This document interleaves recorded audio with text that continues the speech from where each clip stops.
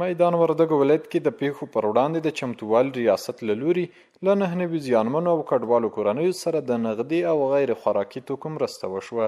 مولوي فیض الله جلالي د یاد ولایت د پیښو پر وړاندې د چمتووالي رئیس وایي چې د مرستو کې هرې کورنۍ ته د شاوخوا 1,000 افغانیو سربیره یو د ماشومانو د البسې کټ هم ورکړل شو.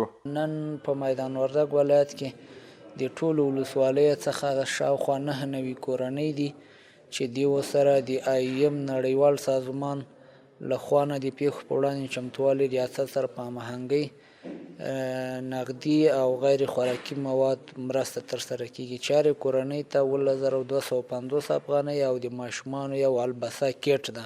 له ګاونډیو هیوادونو راغلي کډوال او زیانمن کسان وایي چې د هوا په سړېدو له ګڼو ستونزو سره مخ شوي.